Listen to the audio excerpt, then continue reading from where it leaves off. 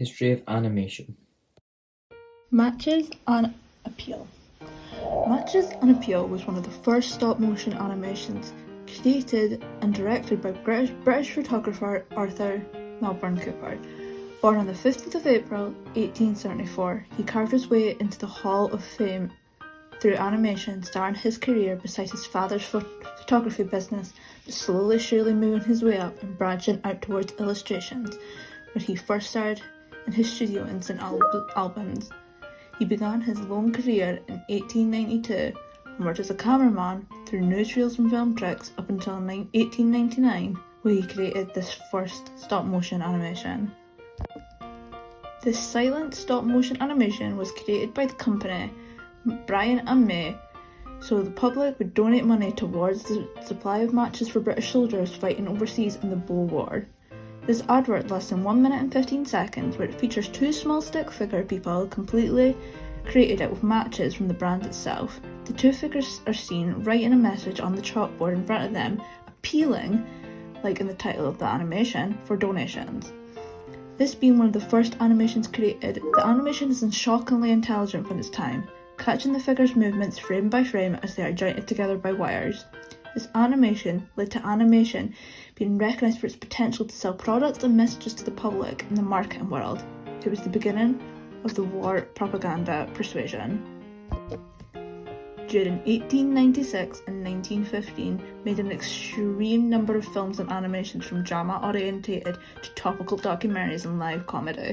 Over 300 films were produced by Melbourne Cooper before retiring in 1940 and passing away in Cambridgeshire in 1961 of old age. Most of these films were created solely for the Alpha Trading Company, and around 36 of these were animated partly animated, including Matches on Appeal, which started off this animation history timeline.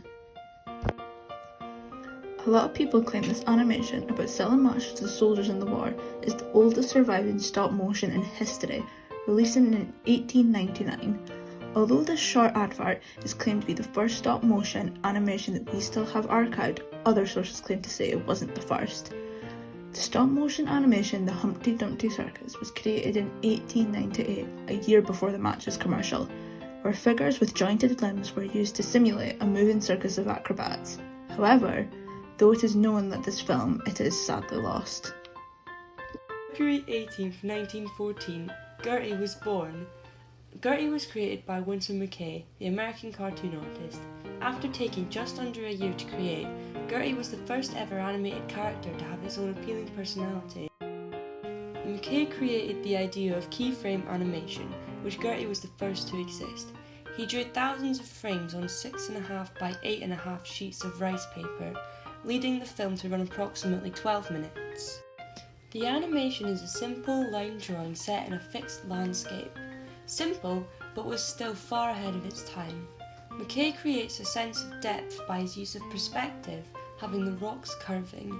Gertie's size is presented by her picking up and eating a rock and a tree. The cartoon was projected onto a screen on the stage, and Gertie seemed to interact with McCay as he gave her different commands. The Gertie the Dinosaur animation won the National Film Preservation Board Award of the USA in 1991. The film was named number 6 of the 50th greatest cartoons of all time in 1994.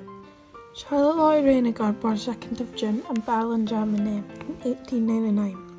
She was a film director who made over 60 films, 11 of which were lost and 50 to have survived, of which she had full artistic responsibility and best known for her work as a world-famous pioneer and maker of animated films.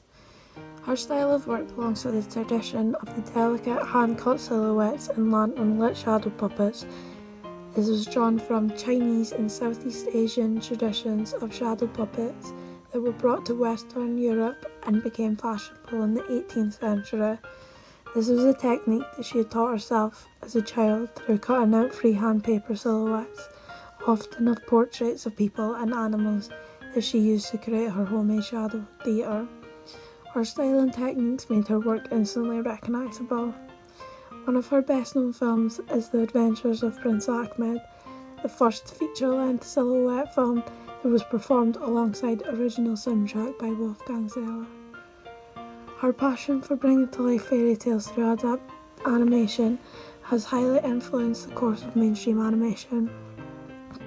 In 1940, Disney's Fantasia came out, but with the movie, so did Disney's own Fantasound, which was a stereophonic sound reproduction system engineered by Walt Disney Studios. The Fantasound would require 96 of its own speakers, which would be an additional $85,000 per cinema. In today's money, that would be over $1,600,000.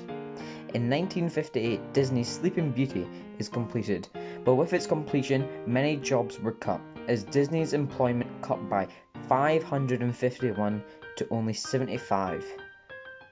This level of employment for animators wouldn't be the same until the 90s. At the same time, big companies such as MGM would be closing or letting people go in their animation department. People feared that this would be the end for the animations industry. In 1968, The Yellow Submarine was released and became a hit around the globe. That sponsors wanted advertisement inspired by the movie. With this mass amount of attention, riots began in Singapore when people found out that they went to see the movie, they weren't seeing a live performance. This resulted in many theaters being wrecked by civilians. In 1973, Westworld came out that used computer-generated images, which we now know as CGI, for the first time. In 1982, NTV makes its first animation. This was seen by 2 million people, which resulted in a new animation marketplace and aesthetic. This infamous astronaut next to the MTV flag would kick off the 80s aesthetic and inspire animators for years to come. In 1990, The Simpsons got their first primetime season on Fox after many animated spots on the Tracy Ullman Show in the 80s. The Simpsons is now on its 33rd season and has not once been cancelled in the 30 years of its time on air.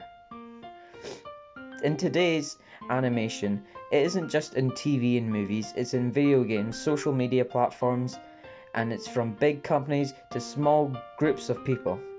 Over 2 centuries, animation has expanded all over the globe. Face in your face.